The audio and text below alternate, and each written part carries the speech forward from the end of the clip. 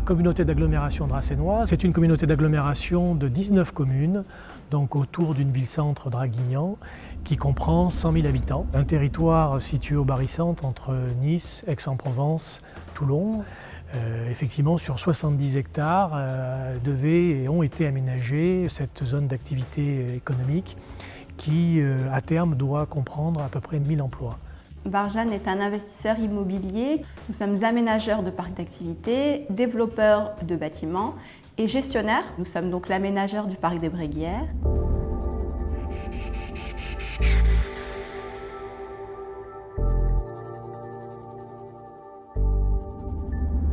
Le projet est né il y a plus d'une quinzaine d'années de la volonté d'élus qui voulaient faire de ce projet un exemple en termes de développement économique, un exemple en termes d'environnement, un exemple en termes d'emploi. Le parc d'activités des Bréguières a été certifié ISO 14001 dès le début sur un périmètre global. C'est une stratégie du groupe Barjane.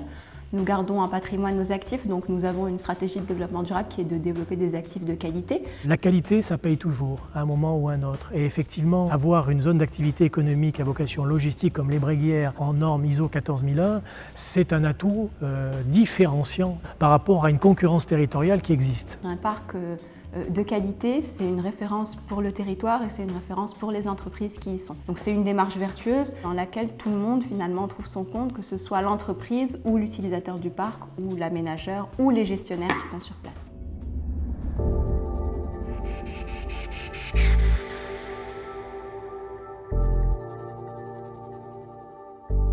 Nous avons été les premiers à engager une démarche qui intègre à la fois l'aspect juridique de la mobilisation de foncier par la communauté d'agglomération, à la présentation d'un appel d'offres pour choisir un aménageur. La réflexion globale autour effectivement de la mise en œuvre de ce projet a nécessité un cahier des charges à travers un traité de concession qui effectivement délimite les contraintes en matière environnementale et surtout la mobilisation d'un comité d'agrément pour toute implantation au sein de la zone, ce qui a pour vocation et mérite d'être certain que la zone reste dans le temps, une zone à vocation proprement logistique. Il y a eu une grosse réflexion qui a été menée sur le traitement de l'eau sur le parc des Bréguières. On est dans le Var, donc la problématique eau est une problématique importante. Donc il y a eu un traitement sur toute la problématique inondation quelque part. Retenir les eaux qui viennent en amont du parc et donc de protéger de toute crue et le parc lui-même et ses riverains en aval. On a également une innovation importante en termes de traitement des eaux pluviales parce qu'on a un traitement alternatif via des noues plantées et ensuite des séparateurs hydrocarbures naturels plantés de rhizomes et de plantes macrophytes qui traitent les pollutions classiques. On a du coup créé de grands bassins végétalisés qui attirent énormément d'espèces d'avifaune qui n'étaient pas là auparavant et qui donc recréent de la biodiversité. La zone a été pensée dès le départ comme devant être reliée au fer. Il s'agit là d'un réel pari sur l'avenir par rapport au territoire. La communauté d'agglomération dracénoise a réalisé d'ores et déjà une partie de cette installation terminale embranchée, c'est-à-dire d'une connexion ferroviaire entre la gare des Arcs, qui est située à proximité, et puis la limite interne de la zone. Après, en termes d'innovation sociale, on a souvent l'occasion d'avoir des délégations de collégiens en cours d'histoire-géographie ou du lycée agricole des Arcs qui viennent voir le parc et les initiatives qu'on prend sur le parc. On a ainsi construit l'année dernière un hôtel à insectes avec les enfants qui ont passé les vacances au centre aéré à faire des recherches sur les insectes et à construire cet hôtel à insectes. On a organisé le premier trail des Bréguières.